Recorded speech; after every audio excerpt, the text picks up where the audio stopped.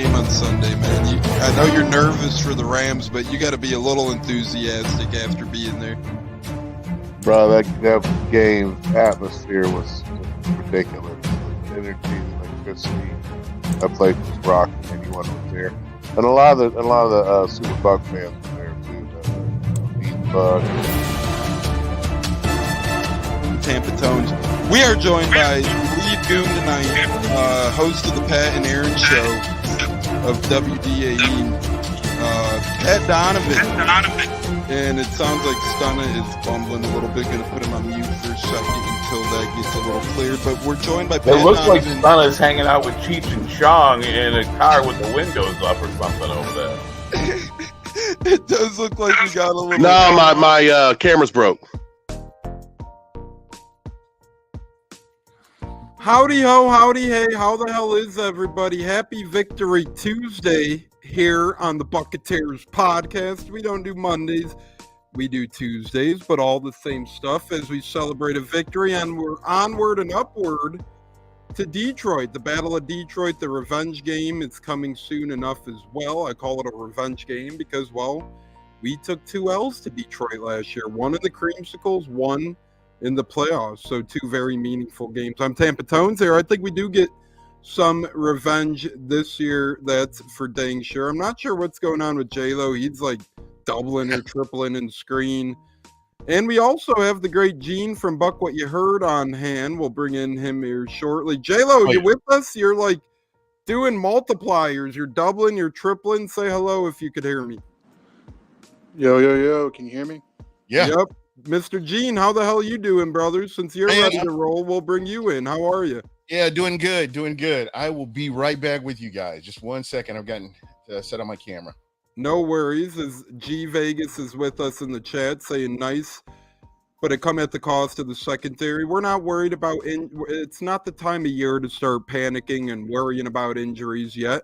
It's very early in the year. We'll get into that more so here in a bit too. But if you're going to get these injuries, it's better to get them now than later, so to speak. Obviously, you never want these injuries, but if you do get them, better now than later. MK in the house. MK says, Gene. We'll bring in Gene in a minute. He's hooking up to the camera. He's got a lot of thoughts on his mind as well. A lot of beer in the plate as well about the game. J-Lo, are you there with us? How the hell you doing, brother? We could hear you. Are you ready to roll finally? Are you like a running back about to hit the gut? More like up the gut, man. I'm ready to watch some more Buccaneer football, man. What a game on Sunday, man. Gets me more excited with this offense. We didn't hit the 30-point mark until week 9 last year. It took 9 weeks of the football season to reach 30 points last year, J-Lo. Pretty exciting. Here we do it game 1, and not only do it game 1, we clear that 30-point mark with ease. Absolutely, and plus only punned the ball 1 time the whole game. That was really impressive. I'm very impressed with the Cohen offense, man. He's getting it going, and this is going to be something special this year on this offense.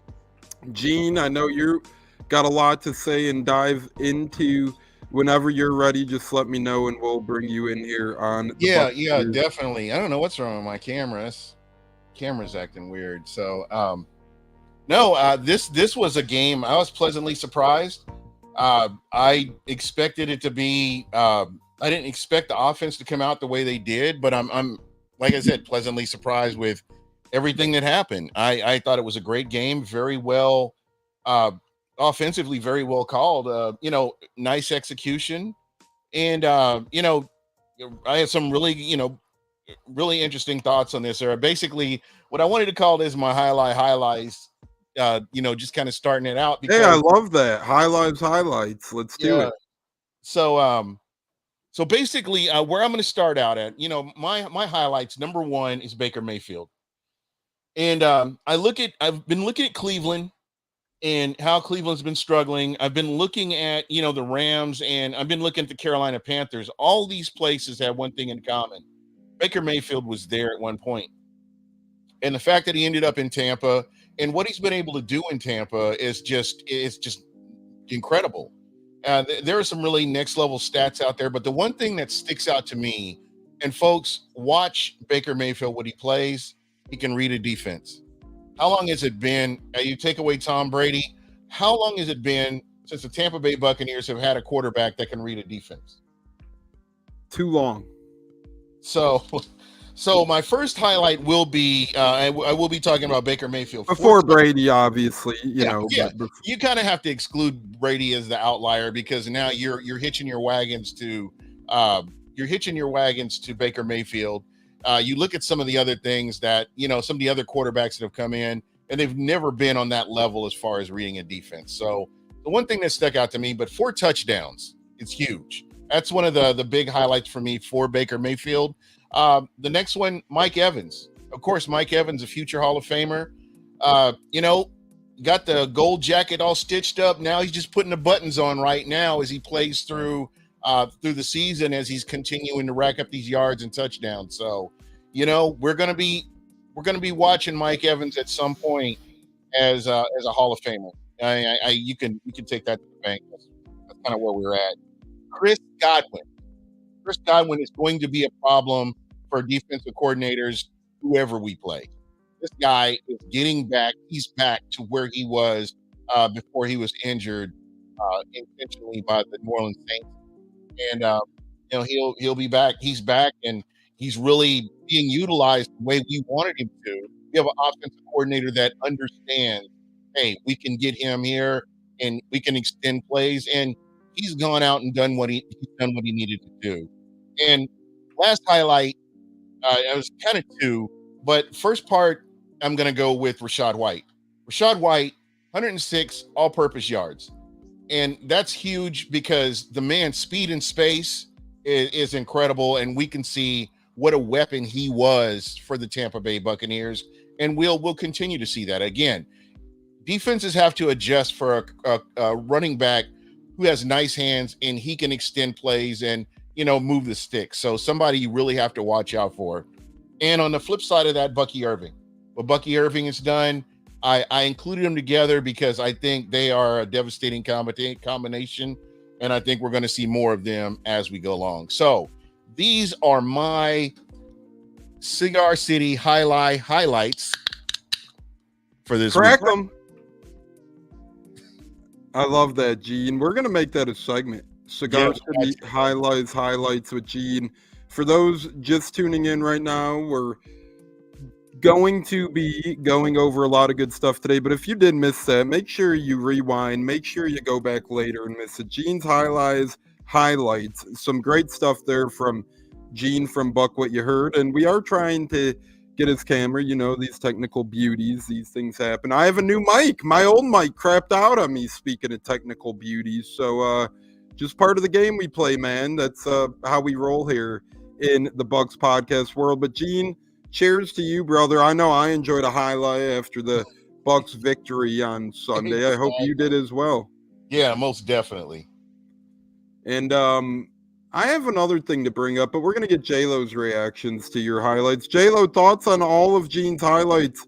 All good stuff right there. And I think this has the budding of a fun segment. And what else did you notice, J-Lo?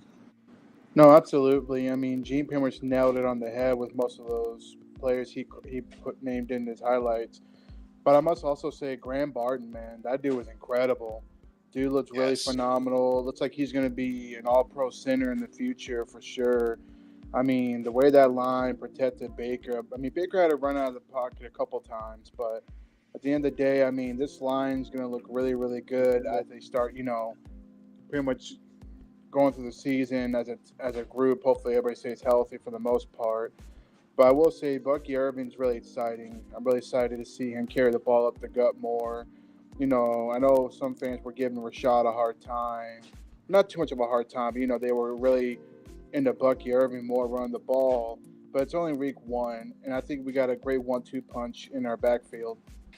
Yeah, I think we got an incredible 1-2 punch as well. And I wanted to bring that up too. The backup running back, Bucky Irving, he played a hell of a game. He played a great game, but the backup running back is a position that's very, how should I put it? It's nice when you're in the backup, but then, you know, some of the crowd clamors for you. Some of the crowd tries to get after you to become the starter, and it just, be careful what you wish for. I like this 2-back system with Rachaad White leading the way. Not saying a lot of fans are calling for Bucky Irving to start, but, you always get that chirp in J-Lo. It was the same when Rashad White was the backup to Lunny F.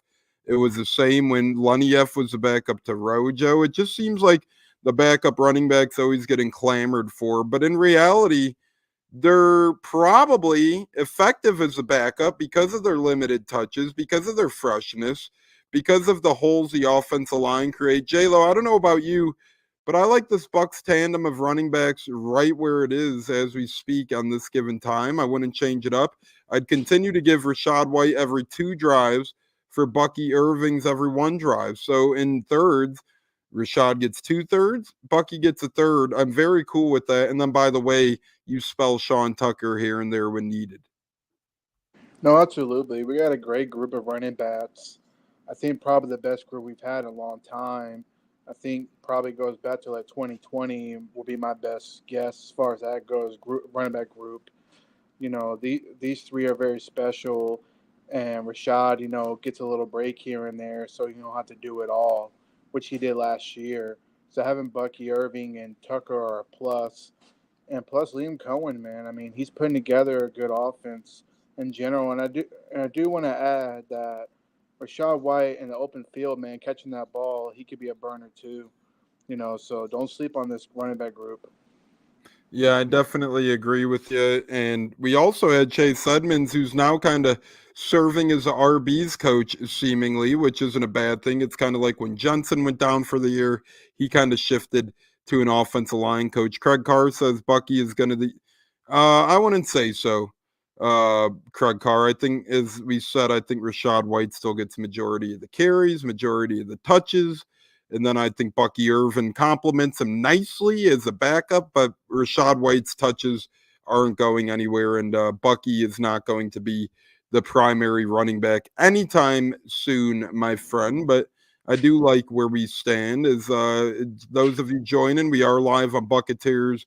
Buc What You Heard. We're trying to bring Gene in, looking for Gene, but not really quite sure what's going on there. But we will be joined again by Gene here in a little bit. Craig Carr says, thoughts on McMillan? It feels like he could have had 3 touchdowns if not for the drop and PI in the end zone. I think McMillan played a hell of a rookie game. I think the ceiling is the Sears Tower, the Willis Tower, the ultimate high tops for McMillan. And I think the floor is pretty high as well. If you remember in college, when McMillan was in Washington, he had very good wide receivers there as well. Polk was there. Dunze was there. They had Michael Penix. So kind of hard to tell how the cake was sliced. But J-Lo, to me, before McMillan suffered a college injury, I think that McMillan was probably the up-and-comer there of the group, the best of the group. I mean, absolutely. I mean, this kid's something special. I mean, if you watch his highlight at Washington, he really lit it up, especially in the playoff games. To me, he was definitely another wide receiver 1 or wide receiver 2 at best, at Washington. And like I said, Life's just hitting home run with these pits, man. McMullen, and don't sleep on Trey Palmer. Palmer had a couple grabs too. He made a couple mistakes on the false starts. But for the most part, him and McMullen are going to be a good little, switch in and out, number 3 receiver.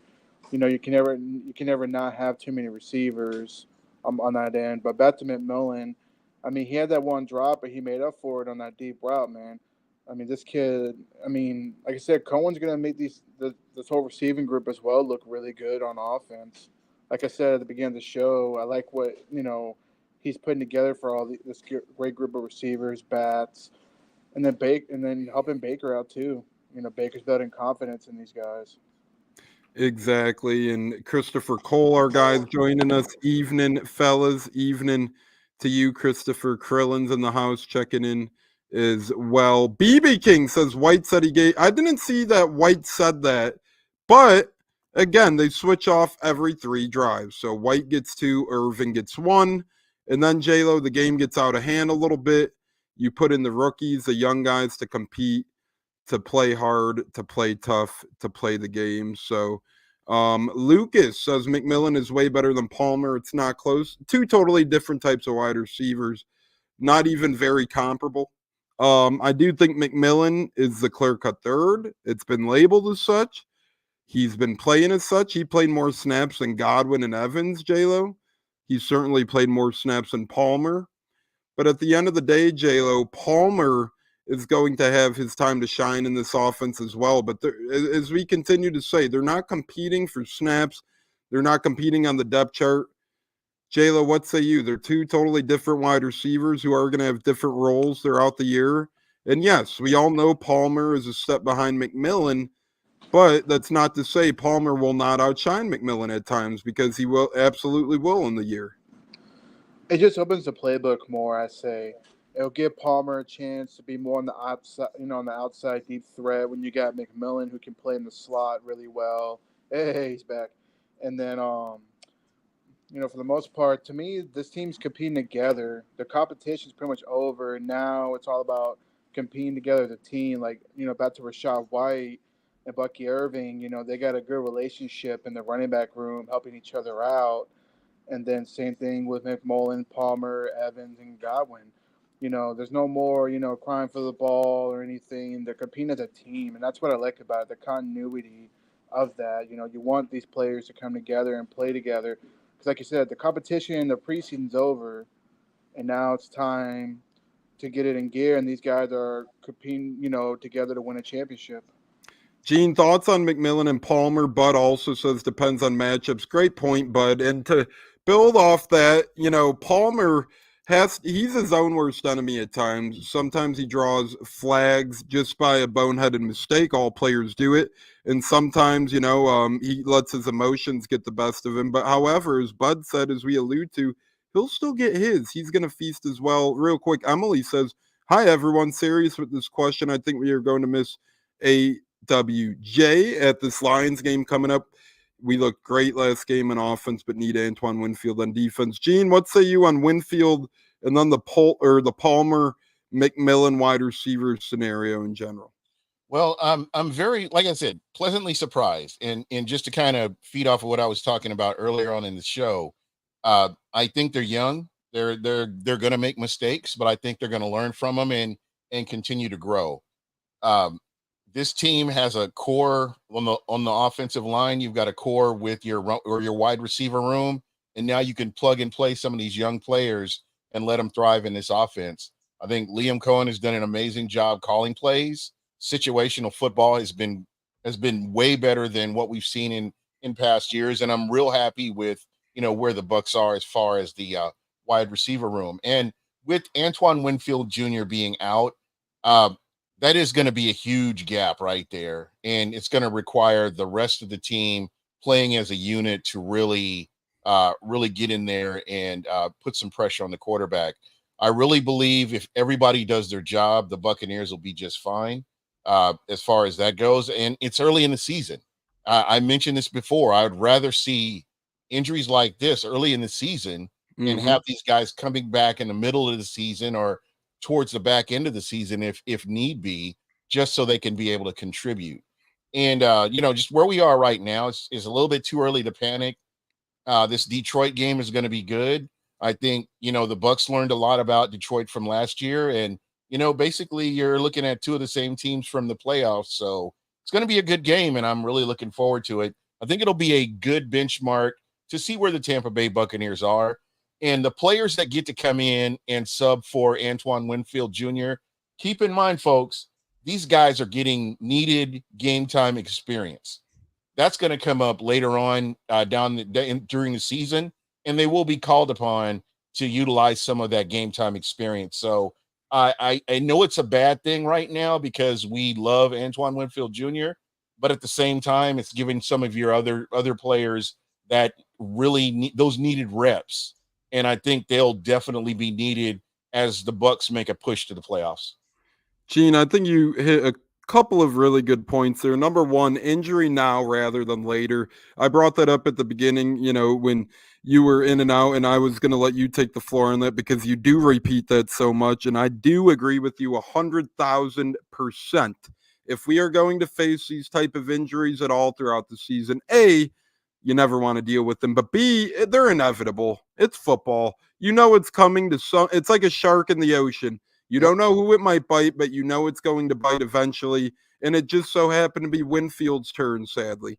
But at the end of the day, Not a knock on Winfield at all, but he has been banged up a little bit from time to time. But when he gets banged up, it's only for 1 to 3 games, and it's a good recovery time for the guy. It's not like he's going to be shelved forever. So, as Gene said, if it's going to happen at all, let it happen now, opposed to week 18, right before the playoffs. And like Mike Evans that one year when he went down right before the playoffs, remember that? And then we were able to, we skated by and whatever, but man, that scared the crap out of me right before the playoffs. It was like, Mike Evans is down. Right now, it's like, yeah, Winfield's down. And then, Gene, you brought up a good point.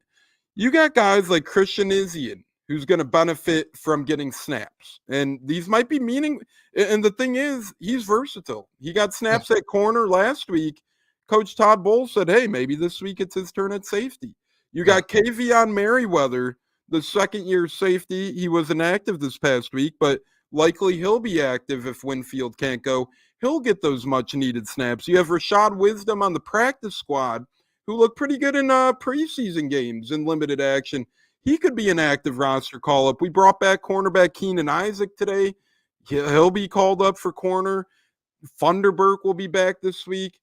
To Gene's point, these are all rookies or second-year guys, all of them undrafted. Merriweather, Isium, Wisdom, Funderburk, all undrafted free agents from this year or last year. You want these guys to get reps before the playoffs. Again, Super Bowl run, knock on wood, holding my breath. Nothing against Javon Hagan, our safety, undrafted that year from Ohio. Love the kid. Had him on a podcast, brought him on. But his first action was pretty much the damn playoffs that year, and he held his own. Right. But, Gene, that's not quite what you want to see. A UDFA's first game time is the playoffs or something. Yeah, I think this is ideal right now. Not a lot of pressure, not a lot of expectations, but just go in and do your job and execute plays. That's what it all comes down to. Exactly right. J-Lo, you take this one. Servace Dennis looks like a great pick by Light. I love and no knock on Devin White, breath of fresh air. Yeah, absolutely. We could have a whole special on the downfall of Devin White and what he's even continuing to do to himself right now. So we'll leave that name out of it for now. But J-Lo, I will say, between Servace, between J.J. Russell, between K.J. Britt, it is nice seeing these young pups earning their keep. I mean, absolutely. Light's nailed a lot of draft picks the last 2 to 3 seasons, off season. So, not only draft picks, but UDFAs as well. Yes.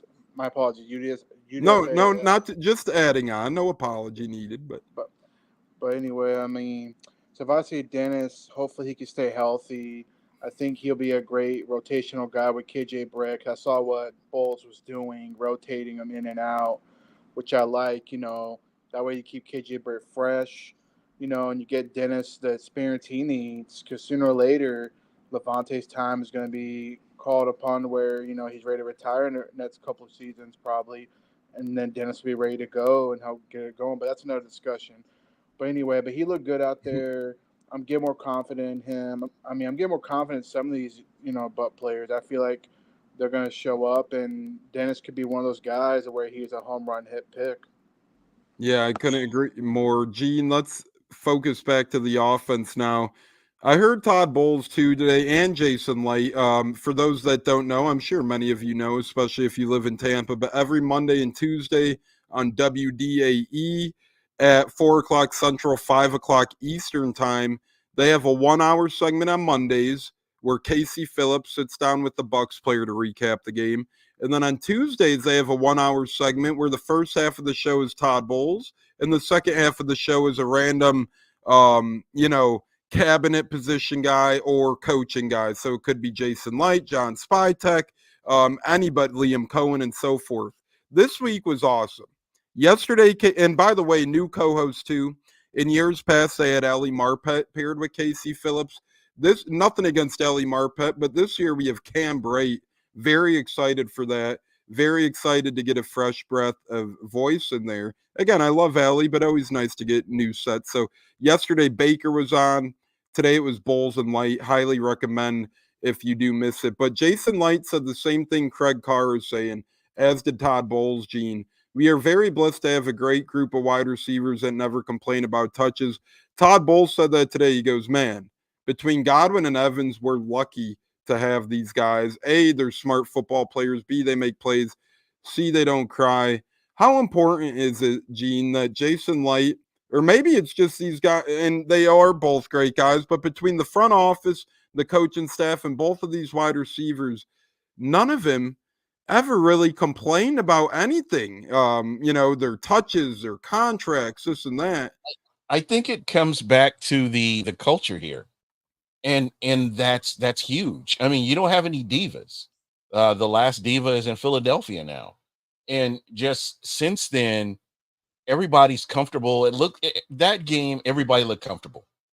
Regardless of what happened, somebody gave up a big play. They still looked comfortable. They were able to come in and do what they needed to do. And again, that's going to be huge. I think culture and who you have some veterans in here. You have some players that are younger, and they've got a really nice mix. And nobody thinks they're above anybody else. They all play as a team. And I think that all starts with Baker Mayfield. And I never thought I would say this, but it's crazy that we have a quarterback that comes in and he's able to rally everybody, whether it's offense or defense. There was one play, and I don't know if you guys saw it, but there were defensive players coming out congratulating Baker Mayfield on a play that he made. And I don't remember, I'm trying to think. I remember the reverse where you'd see a quarterback come out and congratulate defensive players, but it's very rarely that you would see players on the defensive side of the ball coming out congratulating a quarterback. So I think Baker Mayfield is a very integral part in the success of the Tampa Bay Buccaneers this year. He definitely does. And Gene, another great point. I know you're always full of him, but today it's like, what the fuck? You keep punching him out here. Jason Light mentioned that today as well. He goes, I go out to eat or I'll run an errand for the wife. I think it's funny he specifically mentioned running an errand for his wife. What a guy there. But he goes, anytime I run an errand for my wife or we're at dinner or something, people ask me, he goes, don't get me wrong. They'll ask about Evans and Godwin and Vita and those guys. But he's like, people ask me about Baker. Hey, how's Baker doing? I think Baker has a sense of relatability to everybody. I think Jason Light summed it up perfectly today. Baker Mayfield's the type of guy who would want to have a beer with anybody. He truly seems like that guy who doesn't. Well, I think Jason Light's the same way. Those two guys, you just want to have a beer with them. Yeah. And throw Todd Bowles in there at this point, too. I think Todd Bowles is a guy who's proven, hey, whether you're a veteran, a rookie, whether you're offense, defense, I don't play favorites, man. And, at first, I think a lot of people were skeptical. Oh, my God, we promoted Bowles. He wasn't great with the Jets, yada, yada, yada, this and that. One guy this all points back to, Bruce Arians. Bruce Arians knew exactly who Todd Bowles is. And wow, did Bruce Arians get ripped for giving the job to him over Byron Leftwich at first? Thank gosh he did. Thank goodness he did. I could not imagine this team. Well, who knows if Lord Byron yeah. Hey, I think the Jags dodged a bullet too. Well, we got stuck with the bullet, but yeah. It's a bad situation. And, folks, you have to kind of take a step back at times. We don't know what goes on behind closed doors. And I can't stress that enough. When you think you know something about, the team or a play or a player or a contract, you never know what's going on, what's being negotiated, what's being talked about behind closed doors. And I've learned, just over the years, especially with this new front office, that you kind of have to take a step back and let them do their thing. And if you want to complain about it, you complain about it post-mortem, wait till it's all done. And then you put in your complaints. Why didn't they do this, this, and this? But if you're complaining at the time they make a move, you normally 9 times out of 10, you're going to look like an ass when they finally make the move and the move works out. A la Vita Vea. That's one of the big ones that kind of sticks out to me, where they wanted a lot of fans wanted somebody else, but it didn't work out. But just seriously, just let it play out. Let's see what happens. And you got to trust the process. I don't think that this organization over the past 5 years has given anybody a reason to doubt them. Yeah, Gene, and you're getting called out here. Why couldn't it have been Gene instead? Hey, I'm sure Gene wishes it was himself instead of Winfield, you know? Hey, I wish it was myself instead of Winfield. Come on now, let's go. Emily, you crack me up. I do want to bring up a couple other things. Chase McLaughlin, I've seen somebody give him love. If you follow me on Twitter, we're going with Twitter. If you follow me on Twitter at Tampa Tones, TampaTones, you know I'm very, very vocal, and I speak very nicely about Chase McLaughlin. I gave him 4 shout outs on Twitter on Sunday alone. So I'm with you, Jonas. We're talking about him. I'm talking about him. I literally tweeted after every field goal, so I think you make up a great point. Chase McLaughlin, who was brought back for a lot of money this offseason at the kicking position, is back to regular season form. He had a blip in preseason, not worried about that. Maybe about Camarda. We'll talk about Camarda in a bit, but he didn't have that great of a one punt. Thank God it was just one punt. But J-Lo, what say you, Chase McLaughlin? I mean, he's incredible, man. And this is a guy of confidence in whether it's 29 yards or 59 yards. I think we're in good hands, J-Lo. Oh yeah, thank goodness. He was clutch on Sunday. He looked like his normal self, for the most part. Hopefully he stays that way, which I think he will. And he just Mr. Clutch, man. He knows the long field goals when we need it to get a lead or to get back in the game. And I'm very thankful that we have a kicker. Yeah, because that's something like Gene said earlier, QBs reading defenses outside of Tom Brady for the Bucs is hard to come by. Well, kickers have pretty much been just as hard to come by. We've had Shane Andrews, Nick Folk, Lawrence Tynes. I don't really want to bring up anymore.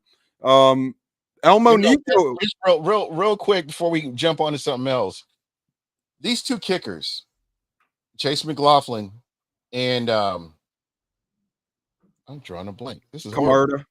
No, this is the kicker, punter. Kicker. On Washington? No, so Ryan Suckup. Oh, so Suckup. Ryan Suckup and Chase McLaughlin made Bucs fans forget there was ever a kicking issues in Tampa, just by how consistent they've been. And that's something that I can remember being on the edge of my seat every time a kicker would come out onto the field pre-Ryan Suckup. And I know you guys can too. And just how, I mean, you were like 50-50 on whether you think they were going to make it or not. And it's like the worst feeling in the world. But to have these kickers come in and ease your mind, and you just kind of sit back and it gives you a chance to enjoy the game a whole lot more. Yeah, and good shout out to Suckup there. And it's not like Suckup ever lost his job because he was bad. We just needed to, the way the NFL's expanding and scoring, we just needed to add 5 to 10 more yards. Nothing against Suckup. He did great for us. So I think Gene's right between those two. Another good point Gene brought up was Baker and how favorable he is. I mean, he could have surely made more on the open market. I know $30 million a year is still a disgusting amount of money, but for a quarterback in the National Football League in 2024, that's a damn bargain. The fact we got Baker at $38 million a year is a damn bargain. But we are joined by El Monito, Richard T, Jonas, Nestor. The list goes on and on. Bud says CD3 had a good game. He had his typical CD3 game. Pretty good coverage, got banged up, and dropped interceptions, Gene. That's pretty much Carlton in a nutshell. Again, we'll wait to see how the season plays out. But, I always say the best ability is availability. And, with this guy, I love his play. But at the same time, I think that if Tampa can get their secondary healthy, I don't see Tampa really, being affected by a lot of these moves. And I think it was a wise move to move Carlton Davis when they did. I think it would have been a bigger challenge trying to do something with him this year. And I agree. At first, initially, like any, true fan is of a player, because I like Carlton Davis a lot, I was a little drawn back and upset. But then when I found out our return, I'm like, wait a minute, we got multiple draft picks for a guy entering the last year of his contract That's what you want to do. If you know that if you're going to move on from him, that's what you want to do. You want to set yourself up to, get something out of it. And I always bring up Shohei Ohtani. The Angels had the best talent in baseball history. And you know what they could have got for him? A king's ransom. What happens? They toyed with their emotions, and they got zilch for him. If the Bucs had Carlton Davis this year, I'm sure he would have played 10 to 14 games, been pretty good, helped out a little bit. But at the end of the day, we're getting dollar on the pennies. Yes, I know it's the other way around, but I think we got a lot of value for something who might not have value for much longer. And 100%. that's just the way the National Football League works. Nice shirt, Gene, but shouldn't it be? Speaking of this, I'm going to ask Gene quick, and then we'll move to J-Lo on the next question. But Gene, Thursday, Sunday, Monday are the typical game slots. Out of Victory Fridays, Victory Mondays, or Victory Tuesdays, which of the three are your favorite? Victory Monday, especially if Atlanta loses and the Bucs win. I can rock my shirt. It just kind of fits in. Really, I'm just happy to talk football with you guys. I love Mondays, and Mondays are a lot of fun because you're still riding the high or riding the lows from the previous day, and it just makes for entertaining banter when you're getting in here. Tuesday, you have a chance to kind of wind down and get ready for the next game, the upcoming game. But just getting to talk football with you guys is great. So either way is good with me. And we will be live on some Mondays, including Monday nights when the Bucs do play. They have 2 Monday night games this year, so we're going to be bringing the noise to you guys on those game nights. I'll be leading the way on one. Gene, if you're around, I'll need you to lead the way on the Chiefs-Bucs one, because unless you're at the game too, I know you've rumored. Yeah, I've been really thinking about it, so we'll see. I still haven't. Hey, maybe J-Lo could take over. J-Lo, there we go. J-Lo, the host, man, that would be great. We J-Lo, taking over. J-Lo, now that you're murmuring back there, I do want to get your murmur on Keenan Isaac. We brought him back today. Familiar face. Carolina keeps taking our guys and releasing him. They brought in Devin Tompkins. They got rid of Devin Tompkins. They brought in John Wolford. They got rid of John Wolford. They brought in Keenan Isaac.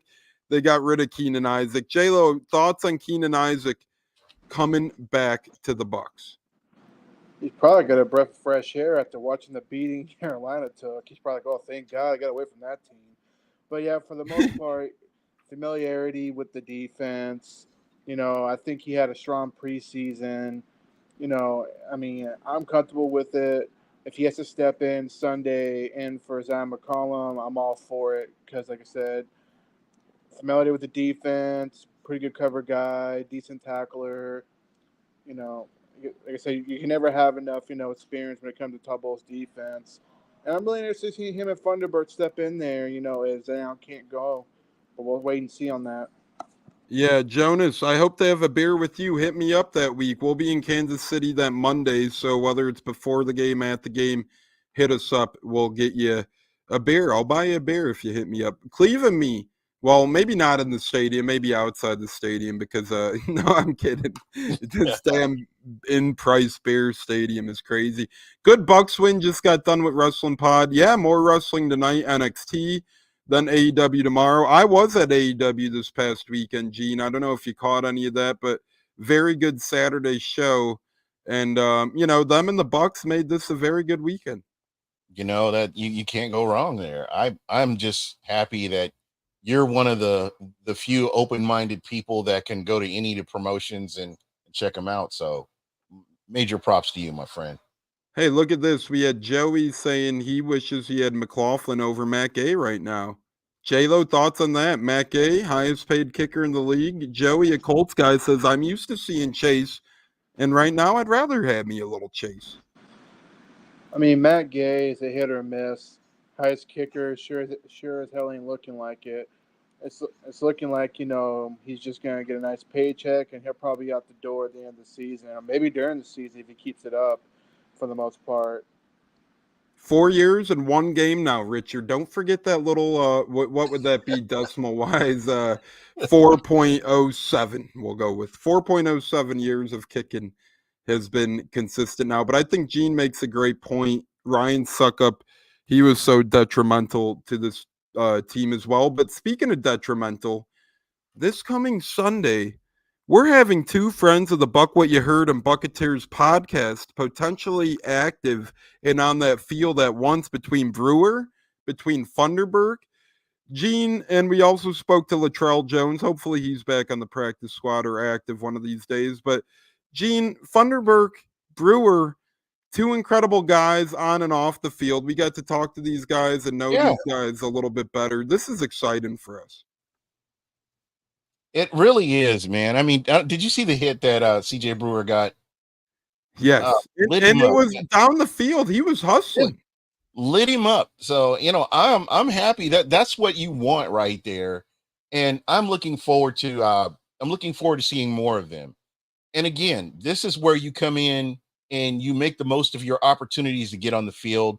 This leads to more opportunities of being on the field. And trust me, Todd Bowles is a guy that wants competition. He wants the best of the best on the field. And we saw so much favorites with pre-Arians. We saw people that really had no business being on the field that were on the field. And we've seen that for years past. And there really wasn't that competition. So you really didn't have the best of the best on the field. But this organization from top to bottom, what we've been seeing, how they've been bringing players in, players that are versatile, playing more than one position. You can line up in the slot, or, you can line up as a receiver, or, you could play special teams, but on the same point, you could play offense somewhere. I mean, just not being stuck playing in one position, but being versatile and really, contributing to the team has been very important. So I really feel like Funderburk and CJ Brewer, we're going to see more of them. And I feel like they are going to contribute to this team as they make that push to the playoffs. Yeah, and I couldn't agree more. And Richard says, loved Monday Night Raw on Johnny G, tribute Johnny Hockey. Obviously lost his life way too young. These hockey guys just, that's how crazy life is. And that's why everybody needs to enjoy it, because 1 minute you're living life. The next minute you think you're going to your sister's wedding and you're damn hit by a drunk driver, and you're not here anymore. And after, the Scotty Scheffler, Tyreek Hill stuff, just appreciate it, man. You never know when a crazy incident's going to happen. It may not even take your life, but it could alter your life for craziness. And, neither near nor there, but yeah, Johnny Hockey, they called him. Just a terrible tragedy gone way too soon. And just totally crazy stuff. But thank you, Raw, for making a good tribute for him. If you guys are Mr. Light or Coach Bowles, would you make a call to Patrick? Well, you still got a couple good corners, because you got Xavier Howard, you got Patrick Peterson, you got a couple other guys. But Gene, me personally, and then we'll spin it off to you, I would stand pat and continue to bring in these younger guys. I like bringing back a Keenan Isaac. I like bringing up a Tyreek Funderburk. To me, the J.C. Jacksons, Patrick Peterson, Xavier Howards of the world, those are worst case scenario signings like Richard Sherman a few years ago. Say we go out there this Sunday and it's like, all right, Dean drops, Funderburk drops, McCollum can't get healthy, Hayes can't get healthy. Say we're down to Izzy and Tyre Thomas. Yeah, then maybe, all right, we'll make a call to one of these guys. But right now, Gene, I like giving the young guys the opportunity. It's a young man's world here. I totally agree with you. And when you look at this team, and they've gone out and drafted for just such an occasion. Prior to, again, I hate to keep going back, but history is history. Going back prior to Jason Light, everybody was like, "Oh, we got to get this guy in. We got to bring Darrelle Revis in. We got to bring this guy in. We got to bring this guy in." It wasn't as if you had enough homegrown talent, enough drafted talent to fill in those slots.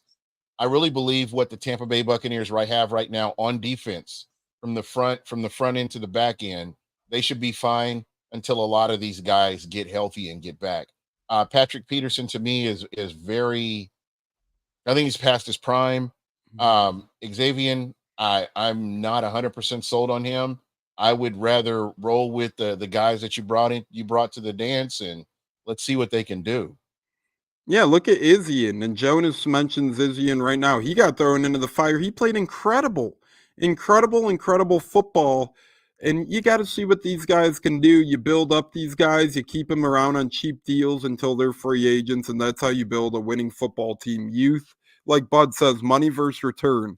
You're paying a guy like Keenan Isaac again, he's still making nice money, but a lot different than what you'd pay a Patrick Peterson. And what's the production? I think Isaac probably gives you some better cornerback play in 2024. J-Lo, speaking of 2024, we are live on the Buccateers here in week 2 of the 2024 football season. Buc What You Heard simulcasting as well, whether you're watching on Buc What You Heard or Buccateers. Hit that like button, hit that subscribe button, turn that notification bell on. You'll never miss Gene or myself then, or Buccateers or Buc What You Heard. Speaking of never miss, we never miss Bucs games. This week we are in Detroit, and we're going to talk a little bit about this game upcoming here now. J-Lo, Detroit, they look decent on Sunday night. They didn't look great to me. They didn't look like world beaters to me. I think the Bucs could actually hang in there and beat them this Sunday, even banged up a little bit. But J-Lo, thoughts on this upcoming week's matchup with the Lions and how you feel them heading into it? I'm feeling pretty confident that we can go toe-to-toe with them. There were some things I noticed about Detroit on weakness part. I feel like their DBs, their defense can be thrown on. So I'm looking forward to seeing that matchup, Mike versus Carlton Davis, Godwin in the slot. Let's see how they cover that up, shut down the run. It'll be interesting to watch. The only thing that concerns me is just Jared Goff, man. He's lit us up every single time we played him. And I think Who? he'll I'm kidding. Jared, I'm about to say. Anyway, but yeah, I think, because of these injuries we got going on in the DB room, hopefully the pass rush can get out to Goff and make his life a living hell like they did with Jaden Daniels, making him run for his life. That'll be interesting to see. But I'm looking forward to it. I'm not ready to make a score prediction yet, so I'm going to hold off on that. But I will say that I think we can go toe-to-toe and possibly get an upset in Detroit. This is about best opening season since the Brad Johnson year. We won the Super Bowl. Detroit doesn't scare me. Gene, what say you on the status of the Bucs heading into Detroit, going into, just a town that's a vaunted football town? I'm right here with you guys. I think this is a winnable football game. I've looked at the schedule and watched some of the games, and again, this is overreaction. This is overreaction week. This week, next week, and the week after are huge overreactions, and we'll get a better feel for what these teams are going to do by, I would say, game 6. But before that, prior to that, talking about this Detroit game, with the way the Bucs have ran the ball, I think that's going to be a huge factor. Having a true center with Graham Barton and what he's been capable of doing, and then how he's gelling with the rest of the offensive line, keeping Baker Mayfield upright, giving him time to, find his tight ends or his receivers. I think this team looks a little bit different than the Bucs team that the Detroit Lions faced last season. Mm-hmm. So just on those accounts right there, getting more out of Rachaad White, getting more out of Bucky Irving, in the running game, having an offensive coordinator that can identify when to call plays. And in another tweak, we didn't really talk about this. Baker Mayfield changing plays at the line of scrimmage is huge. Other than Tom Brady, I can't think of any other. Josh Freeman didn't do it. Let's see. Nobody's really done it outside of Tom Brady. We walk up to the line of scrimmage, read the defense, and decide, you know what? This is no bueno. I see another way that I can get to him. This is what we're going to do. I hate that slipped my mind earlier, but here we are. And again, that's one of the positives that Baker is continually getting better with. And I think that, having an offensive coordinator that gives you options like that, it just totally keeps the defense on their heels even more than what we have. So again, different Baker Mayfield with the offensive coordinator he has, the running game that he has. I really feel like, this team can do some things. And, on the defensive side of the ball, if, Todd Bowles dialing up blitzes when he needs to, everybody playing in their assignments, this is a winnable game. Very winnable game. And a couple comments. Bud says, should we call plus and ask if Otten is okay? I think he'll be fine matchups based. This week, I wouldn't be shocked if he gets 4 catches for 40 to 50 yards and a touchdown against the Lions. It's just going to be one of those years where the Bucs have a lot of seemingly growing weapons. I mean, we can't get Godwin, Evans, McMillan, Palmer, Otten, Rashad White, Bucky Irving. There's just so many touches that could go around. I mean, look at Kansas City on Thursday. Travis Kelce barely touched the ball. Yeah. Sometimes your guys aren't going to touch the ball. Sadly, Otten this wasn't his week to touch the ball, in my opinion. That's okay. I mean, you've still got that many more games to go in the season. He's going to get his touches. He's going to get his time. And as long as he's ready and he's able to make plays when it's his time, who gives a damn when he goes in or what passes he catches or any of that other stuff? If he can contribute to the Bucs winning games, that's where it's at. What's funny? And I just read a tweet on Twitter. Baker Mayfield's over-under in passing touchdowns this year on the whole season in 17 games, 23. He already had 4. He's down to 19. He needs to get 19 or more touchdowns in the final 16 games of the season.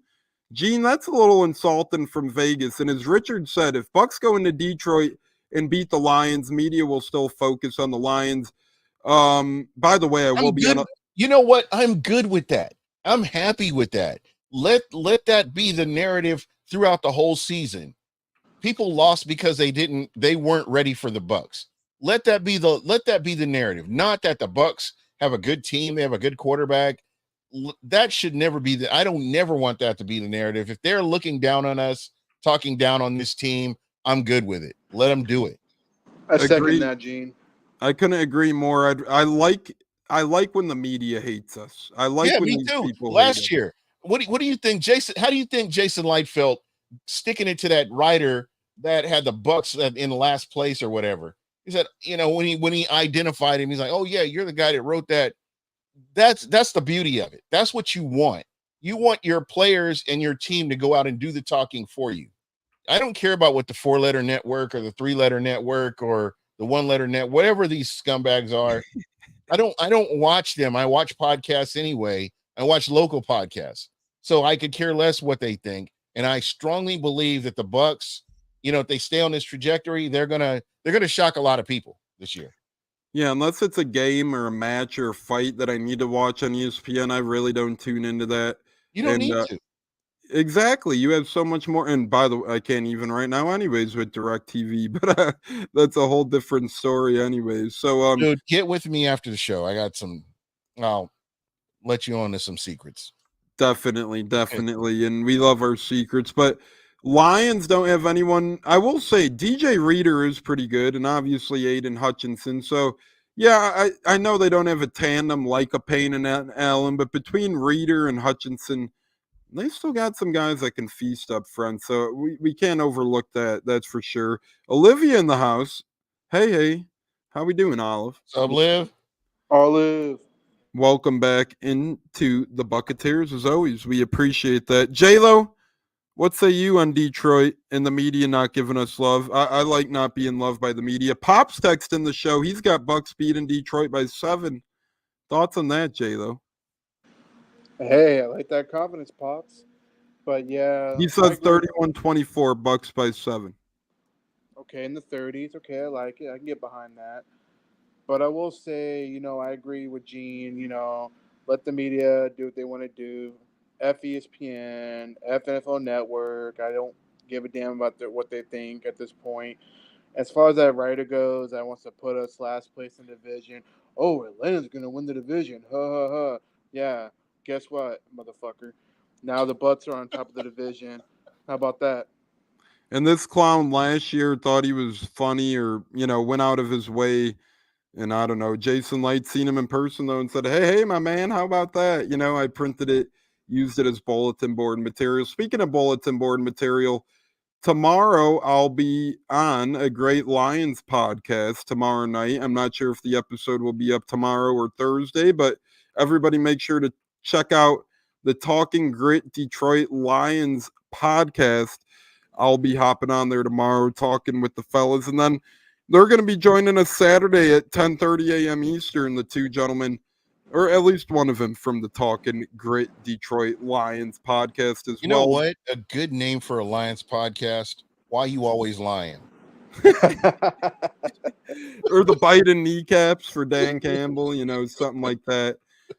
Gene, do you plan on going live on Thursday, brother? Last week I was will. great with Kenny Barrett. Yeah, I will be live, and I'm hoping to get one of or all of the Buccateers on there. I'd love to get you, Stunner, if I can get. I know Stunner's in the midst of things, and he's like out of pocket right now. But He's just hibernating like a bear or something. no, I'd like to get you guys on. I think it would be a lot of fun, and just kind of talking about what the keys to victory are going to be.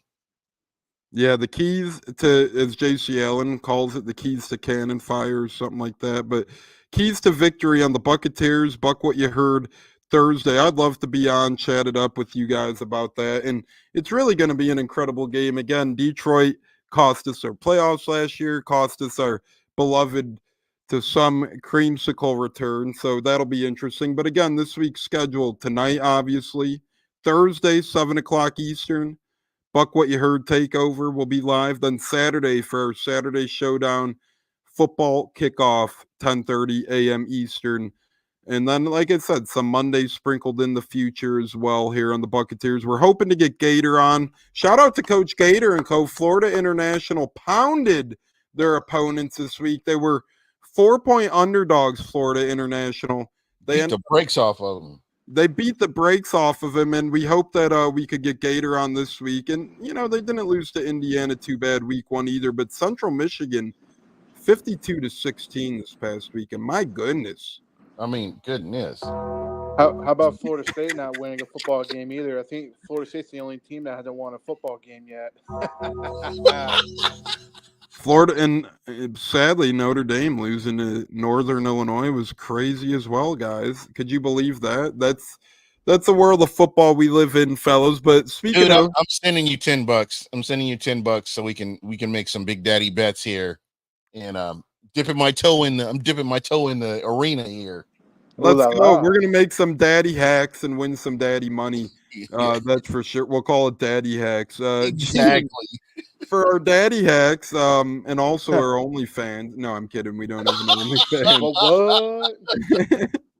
No, Dev link in the bio. Yeah, we'll leave the link in the bio. Might cost you a couple bucks, but regardless, it'll be in there.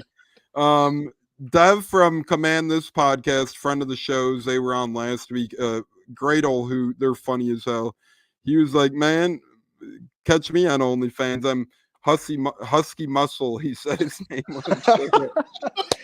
Classic Dev, bro. That dude never fails. They were very nice, though. They reached out to us after the game, said, great game. They gave us their common courtesy. And, really it's nice when you could get fans that are relatable and likely there. That's the podcast arena, man. It's different. It's like everybody, you can hate somebody, but then when it comes time to play them, and after the game, we're all like, we're a community as and everybody's got their own team, and it's cool that you can come together and talk about different teams. So I appreciate that, and I think everybody's included except for Atlanta and Dallas. But outside of that. New Orleans, dude, throw him in there too. But that's just how it is. And Joshua Cole Allen, what's up, man? JC Allen, acknowledge me. Acknowledge who? Acknowledge you? Acknowledge me? Acknowledge we? Acknowledge what? No, acknowledge he's going through a table. An announce table or a different? Yeah, one? I'm thinking the Spanish announce table would be perfect for him. Pod can start now. No, pod can stop now. You know what? Final word now that JC's here. Yeah, let's go home. Let's all go home. Come on, it's time. J-Lo, any final words for the program? Anything you want to mention that we might not have gotten to yet? JC, don't worry. It has nothing to do with you being here. Don't worry about it. Yeah, I will say that it's great to be 1-0 and can't wait for this weekend's game. It's going to be fun. And Tones, best of luck on the Lions pod tomorrow. Hopefully they won't be too hard on you. Bragging too much about how they dominated the last couple games.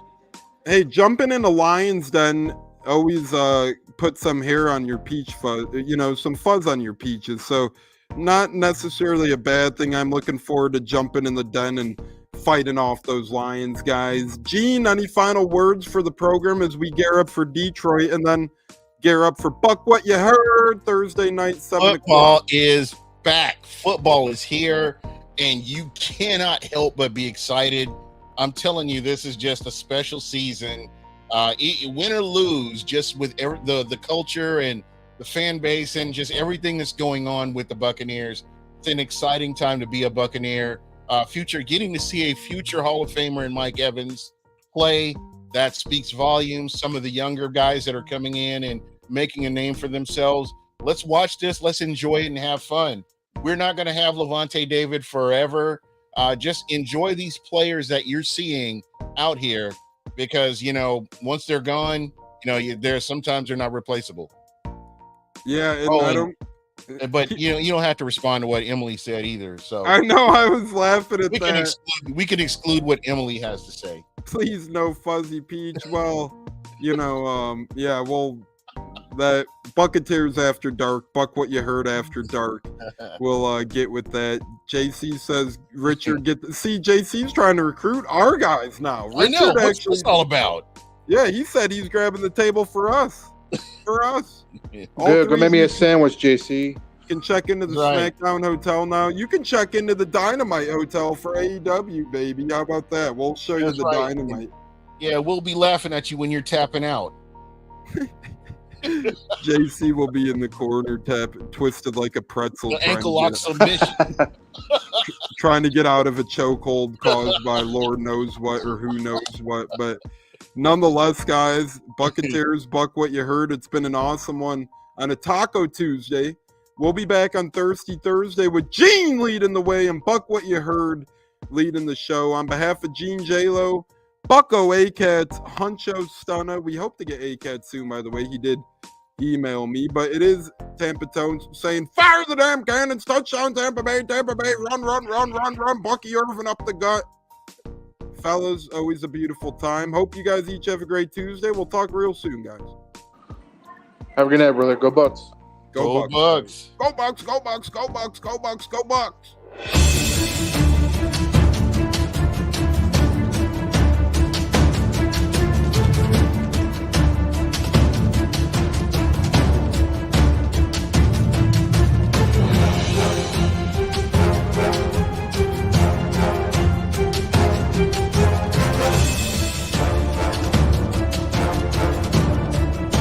Game on Sunday, man. I know you're nervous for the Rams, but you got to be a little enthusiastic after being there. Bro, that game atmosphere was ridiculous. The energy, the electricity. That place was rocking. Anyone was there, and a lot of the Super Buc fans were there too. These Bucs. Tampa Tones. We are joined by Lee Goon tonight, host of the Pat and Aaron Show of WDAE, Pat Donovan. And it sounds like Stunna is bumbling a little bit. Going to put him on mute for a second until that gets a little cleared. But we're joined by Pat It looks like Donovan. Stunna's hanging out with Cheech and Chong in a car with the windows up or something over there. It does look like we got a little. No, my